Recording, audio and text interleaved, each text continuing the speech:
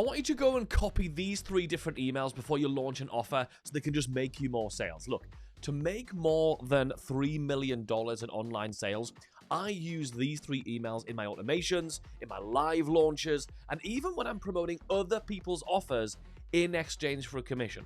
They work extremely well. So let's get into them. The Email Marketing Show. Okay, so what's really interesting about these 3 emails is actually they don't sell anything, right? But they are the bed, they are the foundation, and they are critical. And we're actually going to get into the emails and what they do. What they're designed to do is actually get your audience to start thinking about the topic before you just show up and start selling them something about it. So let me give you an example. When I use this, and it just worked so well, I pretty much use it every single time because it works so well. So I'm doing my emails every single week, every single day or whatever, and I'm emailing, in my case, about email marketing. But I find out that a friend of mine has a really awesome product which helps people with webinars. So what I don't want to do is just go from email marketing to suddenly saying, hey, you should go buy this bit of software that helps you with your webinars. It's very jarring. It's like you're halfway through watching Pride and Prejudice, and then Mickey Mouse walks on. It's like, what on earth's going on? Am I in some kind of crazy dream? So to make sure we don't do that, I want you to think about, the way you think about this in your head is you are basically panning the camera in someone's mind. You're the director and you're panning the camera to have your audience think about this, albeit related thing, but really get focused on it. And I really want you to think about that way.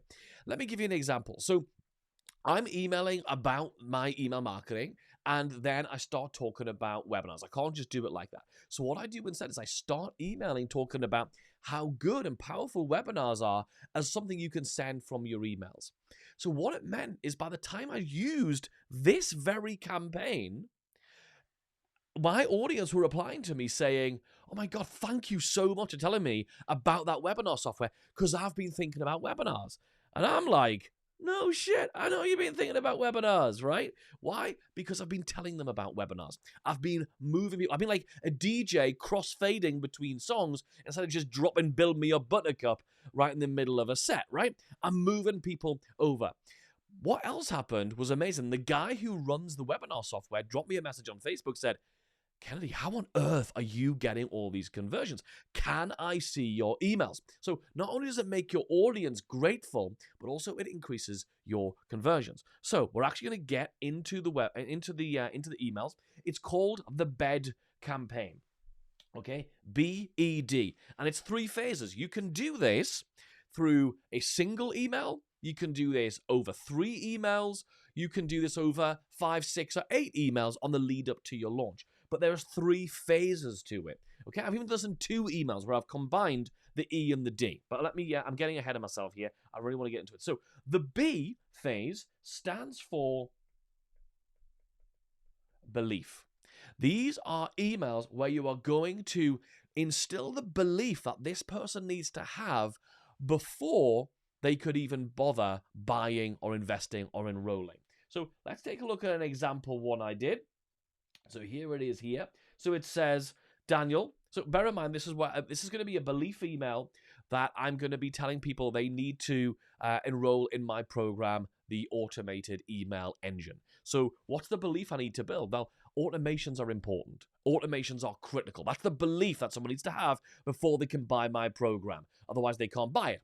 There are a bunch of beliefs that people need to have before they buy your program. Think about what that is, okay? So here's how I did it in actual practice. I know you guys like to see the actual email. So here it is. It says, Daniel, the person's name, right? I could sense the 6 people around the table were getting sick and tired of me. So I've begun here with what we call a massive pen for a start. What we call a pattern interrupt. People are now thinking when they're reading this, what are you talking about? And I want that because it gets people to lean in and give us their attention. It interrupts whatever they were scrolling through on their phone or wherever they happen to be reading their email. The problem with family weddings is that you end up sitting with people you don't know, right? And this right thing here is where I'm basically getting them to agree. Okay, it's a psychological thing called a yes set or an agreement statement. There I am in a beautiful grand hall of a castle, on a table of 6 people who all know cousin Rachel and each other, but not me. So here I'm building rapport by talking about my cousin Rachel's wedding. And I'm also talking about the fact it's in a lovely castle, which it happened to be, right? I don't know what to say. I don't know what they were talking about 90% of the time. So now I'm getting to this idea that I feel left out. That's the message.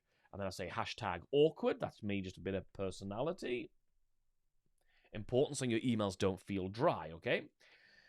And it wasn't just me feeling dim, first name.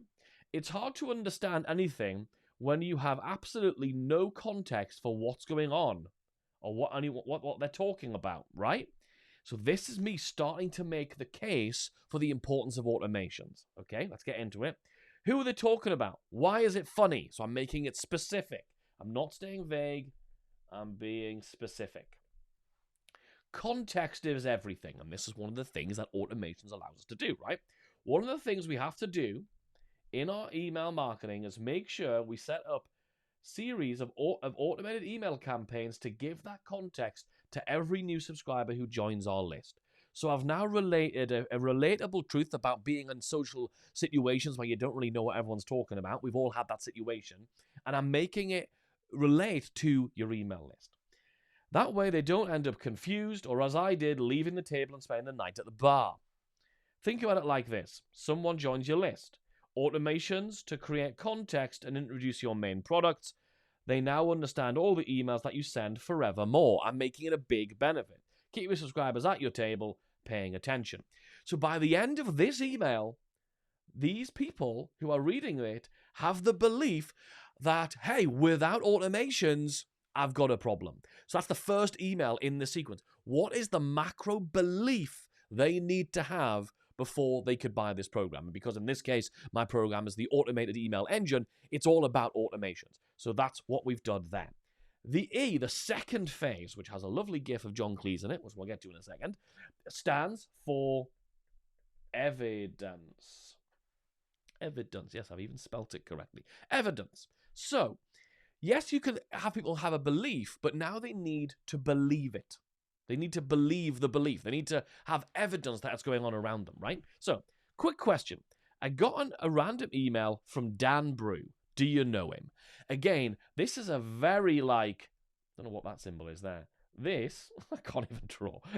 This is a very curious. It gets people to lean in. Do you know him? Me neither. This is the idea of do you know this guy? That was the idea of the email. It's quite a cool opening. And then I put in a little fun gif of John Cleese, because there's not enough of those in the world, right? And then, when you see an email from someone whose name you don't recognize, how do you feel about it? Do words like scam or spam or even sales come to mind? Or just, here we go? Now, before I take you any further into this, the idea of an evidence email is that you show them evidence in the world around them that what you want them to believe is true. This is not the place for social proof. This is not, when I've mentioned this in private masterminds or in coaching groups, which is where I've only taught this until this point, people think this is where you share social proof. It is not social proof. It is the unequivocal evidence in the world around them in everyday life. Okay, so let's get back into it. When people don't recognize us, that slaughters any chance our emails have of doing anything at all apart from getting us reported as spam. What I'm doing here is what I call high stakes consequences. Okay? It's a really good thing to do to elevate the consequences of what you're talking about. There are 2 simple steps to making sure people know who you are. 1, work hard to deepen the relationship with them when they join your email list. You can do this by adding an automated welcome sequence. We call it a getting to know you sequence. Set that up once. Every new subscriber goes through it, and hey presto. Okay, great. That makes sense, right? Well, you're just appealing to someone's absolute logic of the evidence around them. Email more regularly. A lot happens in a week. So if you're emailing less than 3 times a week, chances are your name's getting forgotten among everyone else, and we get in our inboxes. If someone emails you regularly, you can't forget who they are, can you? So that's the evidence email. What is the stuff that's going on around them that makes them go, oh, I believe that because of what I can see around them. This could be a story. This could be something that's happening in their personal life. It could be something that's happening culturally. It could be something that's happening in sort of society or even some pop culture thing. So that is evidence. The final email, the final phase of this, the D, stands for desire. Because if there is not an emotional resonance, if people don't feel something, they can't make a decision. I have this frame you've probably heard me talk about, which is feel, decide, act. That's the phrase that I take people through. And the only way to get somebody to feel something is to get them to desire to either move away from something or to desire to move towards something. So a desire email has to get them wanting the thing that you want. So how do we do that in this example? I'm just going to let off steam for you for a minute, Ella. So that's just the person's first name merged in. So again, letting off steam, having a rant is a really good way of saying, hey, I'm going to say something provocative here. Pay attention. And people love to watch somebody have a rant, don't they? It sucks. I don't let them off the hook yet. I keep pulling them into the email. My first love moved 300 miles away to London, and I was living back with my mum. That's the Northeast England term for mum or mom, or we all call it different things, right? I just stretched every pound I had to buy a tiny Ubuntu notebook computer for £150, so I had something to get some work in for myself. So I'm showing myself in a place of vulnerability, like I haven't always been successful. I haven't always had a multi-million-dollar business. I haven't had all these things. I came from a really, really tough situation, right? I need a laptop because everyone was saying that email marketing was the secret sauce to selling anything. So I'm now acknowledging everyone else is saying it, but of course you still have some beliefs that it might not be, or it might be difficult, or it might have changed, or whatever, right? But no matter how many emails I sent, no matter how I grew my list, and no matter what clever sales words I used, I just wasn't making enough sales. What am I doing here? Is I am resonating with how a lot of my audience feels. Probably how you feel, right? In this situation. I was stressed. I was worried. Boom, boom. 2 hits. Nice and staccato. Nice and punchy. Okay? And at the sight of not being able to make my business work, I felt like my heart was going to break all over again. So I'm linking this business thing to the story, literally the one-line story about that my first love moved away 300 miles to London, right? Here's the thing. So what's that doing, by the way? That is creating emotional resonance. We're getting the story of losing your first love, and you're linking it to the heartbreak of your business failing, and we're creating a lot of emotional resonance. That's desire building up, right? Here's the thing. Nothing changed until I stopped throwing single emails out to my list and started sending sequences that build one on top of the other. That's the moment of clarity. That's the moment of change. When I finally listened, I didn't only make sales. I didn't just make more sales. But because I could automate them, I made them consistently.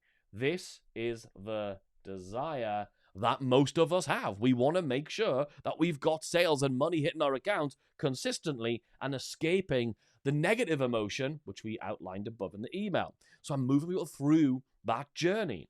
I moved back out of my mum's into my own apartment. The desired outcome. That's another piece of desire. I just wish I hadn't dicked about for so long. Again, we want the desire of action. We want people to take action when we open the cart tomorrow, when we tell them about the offer tomorrow in the next email. The key to sales for every type of business around is to focus on creating sequences of emails that make sales and then automate them. This sounds very logical because after a bunch of desire and emotion, the subconscious brain kicks into play and says, is that true? And what about this? And you should be worried about that. It starts throwing up your objections and reasons you can't to try and keep you safe, which is what our brains are supposed to do as human beings. So we overcome that with a bit of logic. Then you'll have that consistency that we see others enjoying for ourselves too. Everybody else is enjoying it. We're picturing this idea that other people have done it, therefore it must be possible. Until then, you go round and round in circles wondering why all the other marketing isn't working. Wasting time on social media, money on software, and more courses about growing your following. This is, again, all of that stuff saying you are going to stay stuck if you don't take action. We're building this desire for action. Tomorrow, we're queuing up tomorrow's email, opening the door for that, creating expectation, and saying, tomorrow, I'm going to share with you the 4 email sequence that I have every subscriber go through when they join my email list so they become customers, not just freebie seekers, which is the thing they're all trying to escape. In fact, I'm so excited, I've written the subject line, and I'm pretty proud of it. 4 emails from Julie Andrews. Okay? So something a little bit unusual. It'll make sense tomorrow. Look out for it. Kennedy. P.S. It's because of automated email sequences that we went from about to lose our business in September 2019 to making sales every day, including Christmas Day, and I want you to have them too. So again, I'm telling them about those elevated consequences that we talked about earlier, right? So we've got belief, we've got evidence, and we've got desire. Really important to have those things, and then you can go into it. Now, if you're thinking, oh, this sounds really, really good, I want to know, have you already subscribed to my YouTube channel right here? Because if you haven't, I release brand new videos like this every single week, multiple times a week, so make sure you hit subscribe. And of course, if you'd like to get my daily emails and you'd like to see my daily email tips, literally go over to dailyemailtips.com. Join my email list. You'll get my daily email tips and inspiration, advice, and recommendations to make you more sales from your email marketing. And it's totally free. So why wouldn't you go and do that? Of course, now what we've got to do is now we understand that we've got beliefs, evidence, and desire. We're going to use this before you go into that next launch, before you talk about other person's amazing offer. You're going to use this every single time because you're not selling in these emails. You feel like you're giving value and people absolutely love it. Now, what I want you to do is make sure when people are teed up, they're coming into your emails with the right context. And the best way to do that is as soon as someone joins your email list, to have an absolutely stonkingly good welcome sequence that's completely automated. They join at any time of the day or night. They join your list and they really understand your world. They really understand your unique perspective and why they should buy from you. So copy this email welcome sequence that I talk about in detail and unpack in this video, and it will just bring you in even more sales. I'll see you over there.